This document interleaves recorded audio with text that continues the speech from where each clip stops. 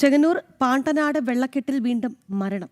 പാണ്ടനാട് മിത്രമഠം പാലത്തിന് സമീപത്താണ് മൃതദേഹം കണ്ടെത്തിയത്. മൃതദേഹം തിരിച്ചറിഞ്ഞിട്ടില്ല. വിവരങ്ങളുമായി സുധീഷ് ഗോപാലുണ്ട്. സുധീഷ്, തെല്ലൊരു ആശ്വാസമാണ് ഈ മഴ വാർത്തകൾ സംബന്ധിച്ച് എന്ന് നമ്മൾ പറഞ്ഞു നിർത്തുന്നതിന് മുൻപാണ് ഒരു മരണം. ഇത് സംബന്ധിച്ചുള്ള വിവരങ്ങൾ കാണാതെ പോയിരുന്നുവല്ലോ ചിലരെ. അപ്പോൾ അതിലൊരാളാകാം, ആരെന്ന് വ്യക്തമല്ല എങ്കിലും ഒരു സൂചന കിട്ടുന്നുണ്ട്. സുധീഷ്, എന്താണ്?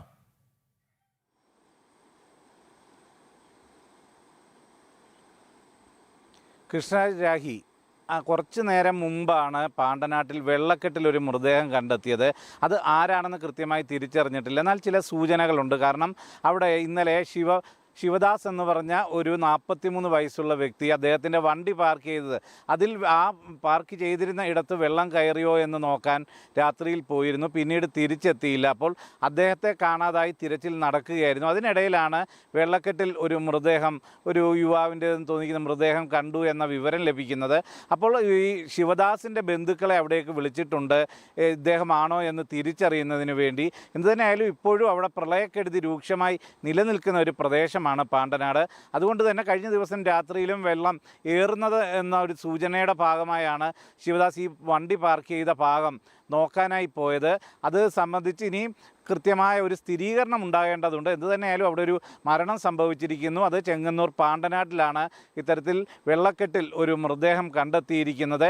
ഇതേ സാഹചര്യത്തിൽ നമുക്ക് ആലപ്പുഴ എന്ന് പരിശോധിക്കുമ്പോൾ അതുകൂടി ചേർത്ത് പറയണം, ഇപ്പോഴും വലിയ പ്രളയ ദുരിതം കുട്ടനാട്ടിലും അതോടൊപ്പം തന്നെ അപ്പർ കുട്ടനാട്ടിലും അതിനു പുറമെ പാണ്ടനാട്, തിരുവമ്മണ്ടൂർ അടക്കമുള്ള ഇടനാട് അടക്കമുള്ള ചെങ്ങന്നൂർ ഭാഗങ്ങളിലുമെല്ലാം ഇപ്പോഴും പ്രളയ ദുരിതം ഒഴിയാതെ നിലനിൽക്കുന്നു എന്നതാണ് നമുക്ക് മനസ്സിലാക്കാൻ കഴിയുന്നത്. ഇത് തോട്ടപ്പള്ളി പൊഴിയിലൂടെയുള്ള നീരൊഴുക്ക് ഇതുവരെയും ശക്തമായി എന്ന് പറയാൻ സാധിക്കുന്നില്ല. ഇപ്പോഴും കുട്ടനാട്ടിൽ നിന്നുമൊക്കെ വെള്ളം ഇറങ്ങുന്നതിന് അല്പം സാവകാശം ഉണ്ടാവുന്നു എന്നത് തന്നെയാണ് ഏറ്റവും ആശങ്കപ്പെടുത്തുന്നത്.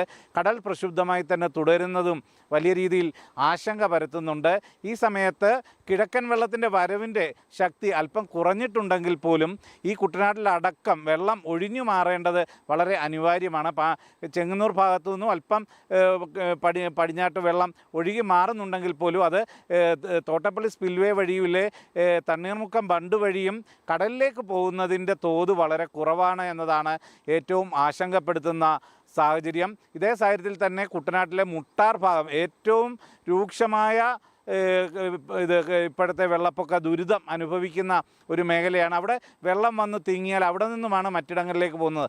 അതോടൊപ്പം തന്നെ ഈ രാമങ്കരി, കാവാലം അടക്കമുള്ള പ്രദേശത്തെ ഏറ്റവും വലിയ പ്രതിസന്ധി എന്ന് പറഞ്ഞാൽ അവിടെ ഒരു ബക്കറ്റിലൊക്കെ വെള്ളം നിറയ്ക്കുന്ന പോലെയാണ്. ഇത് കവിഞ്ഞു കയറുന്ന വെള്ളം കൃത്യമായി തിരിച്ച് ഇറങ്ങിപ്പോകാനുള്ള സംവിധാനം കൈനഗിരി, കാവാലം അടക്കമുള്ള ഭാഗങ്ങളിൽ കൃത്യമായില്ല. കാരണം പണ്ട് ഉണ്ടായിരുന്ന പല നീരൊഴുക്ക് തോടുകളും റോഡായി മാറി.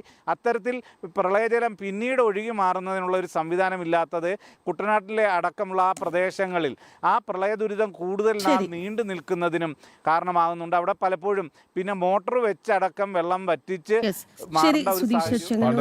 വെള്ളക്കെട്ടിൽ വീണ് ഒരാൾ മരിച്ചു. അത് ആരെന്ന് ഉറപ്പിച്ചിട്ടില്ല. പക്ഷേ 43 വയസ്സുകാരൻ്റെ ആണെന്ന് മനസ്സിലാക്കുന്നു. വിവരങ്ങൾ നൽകിയായിരുന്നു സുധീഷ് ഗോപാൽ.